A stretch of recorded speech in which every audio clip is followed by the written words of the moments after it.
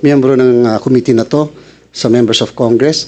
Ang inyo pong Commission on Elections ay handa na magsagawa ng halalan sa November 2. Sa level ng 1 to 10, 9 po kami sa paghahanda na.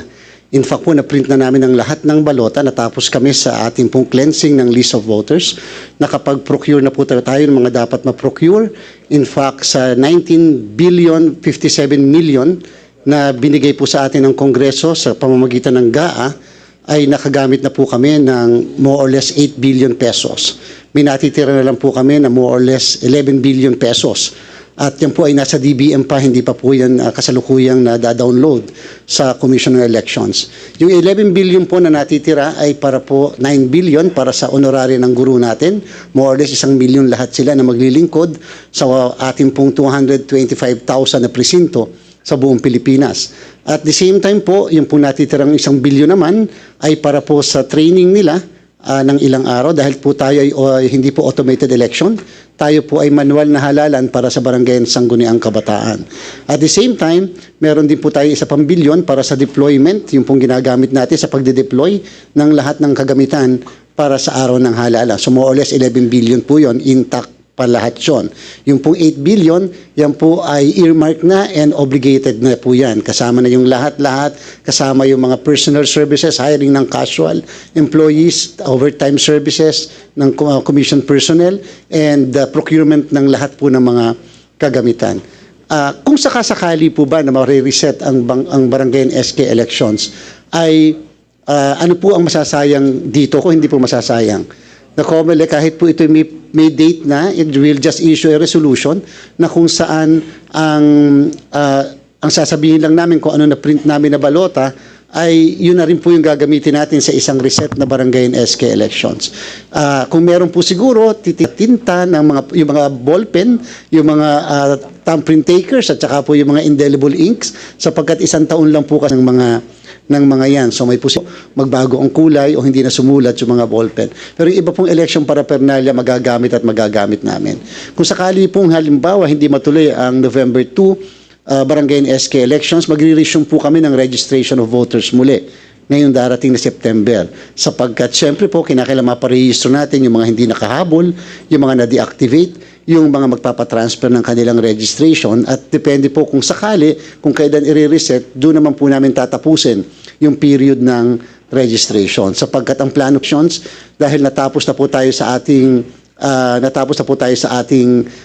registration, kami po ay muling magre-resume ng registration para sa national and local 28 sa February at ito po ay matatapos sa September 13 ng 2027 para po eksakto sa 2028 elections. So, kami po ay handa and therefore kung inyo pong sasabihin at ituloy ang eleksyon sa November 2, yung pong nung nakaraang linggo tayo po lumiham sa ating kagalang-galang na Pangulo at pinapa-request po namin na baka pwedeng ang November 3 ay madeklara na walang pasok din sapagkat walang pasok ang November 2 ang undas kung sakali sa mga Katoliko, kung sakali pong uuwi ng undas, at least po hindi kagad sila luluwas ng November 2 kung walang pasok ang November 3. Hinihintay na lang po namin yung aksyon ng ating kagalang-galang na Pangulo.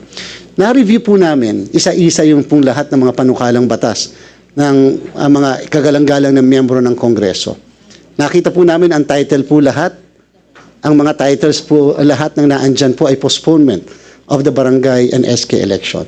Nagkaroon po tayo ng kaso, yung Makalintal versus the Commission election, na kung saan nag-impose ng napaka-strictong requirements ang kataas-taasang hukuman kapag ka magpo-postpone ng isang halalan. Ang Kongreso ang may kapangyarihan na mag-fix ng term, ang mag-fix ng o mag-postpone ng isang halalan. Ang COMELEC binigyan po nyo kami ng delegated authority na mag-postpone ng halalan on a very limited ground like violence, terrorism, force majeure, loss or destruction of election paraphernalia. And the postponement can only happen for 30 days. Pero yung general postponement, nasa kapangyarihan po yan ng Kongreso. So nakita po namin ang title is really postponement because of the energy crisis, because of what is happening in the Middle East, and because of what perhaps will be increase in the prices of commodities and etc. Technically po, and this is with all due respect, yung ground na ito, kung sakali pong ito ipapasa ng ating pong Kongreso, will be tested as against the very strict measure or guidelines issued by the Honorable Supreme Court. So doon po siya ibabangga. Whoever are the proponents of this postponement should be prepared to defend to the Honorable Supreme Court later, kung sakali pong ito'y maipasa, as against that very strict guidelines. Napaka-stricto po ng guidelines na inimpose ng kataas-taasang hukuman. Ngayon po, dapat po kasi, di ba po, may election sana tayo noong nakaraang taon. Yan po ay dahil nga po dahil nga po sa na-postpone yung dating eleksyon.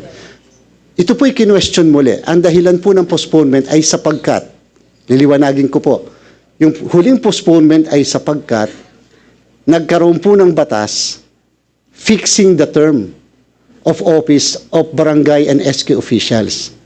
From 3 years, ginawa po itong 4 years. Sa ating pong saligang batas, Article 10, Section 8, the term of office of local officials shall be 3 years, except barangay officials which may be fixed by law. Anong ibig sabihin? Sabi po ng Korte Suprema sa kasong binabanggit ko na it is the sole prerogative of Congress, sole to the exclusion of anyone, to fix the term of barangay officials. You can make it 3 years, you can make it 2 years, you can make it 5 years, you can make it 10 years. It is the sole discretion of Congress. Kung kaya nung ipinasa po ang Republic Act 12232, yung po yung batas natin na nagpo-postpone at nagpi-fix ng term from 3 years to 4 years and nagkaroon ng consequent effect of postponing the election, ito po ay hindi tiniaro ng Supreme Court. In fact, yung petition na final tungkol po sa constitutionality and legality of 12232 was dismissed by the Honorable Supreme Court. So ano po ang ibig kong sabihin? Ang ibig ko pong sabihin, dung sa nangyari sa 12232, ang ginawa po nila doon ay hindi postponement. It became what we call as term fixing law. Hindi po siya postponement law. And therefore, dahil term fixing law siya, hindi po in-apply ang TRIN.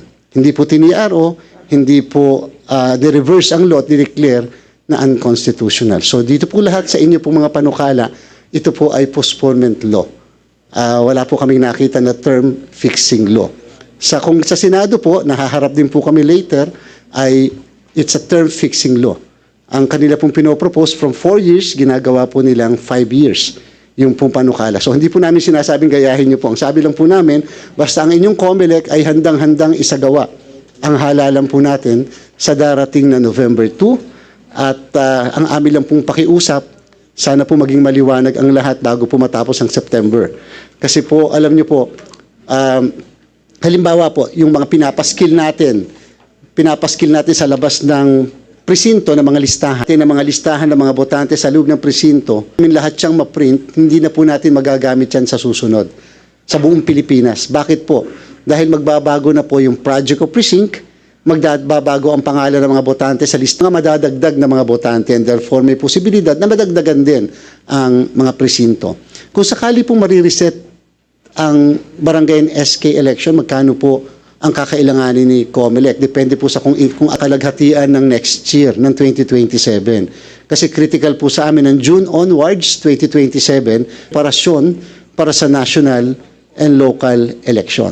Uulitin ko po, yung sabi po ng Korte Suprema doon sa huling desisyon niya, na kaya ang Republic Act 12232, ang sabi po niya, kasi yung postponement was just a consequence or incidental to the fixing of the term from 3 years to 4 years. So ang dating po, hindi pala talagang ang purpose is to postpone but to fix the term. So yun lang po ang part ni COMELEC. Basta ipag-utos nyo lang po sa amin, we will comply, we will follow, but we are ready to conduct the election by November 2. Okay, thank you. Thank you very much.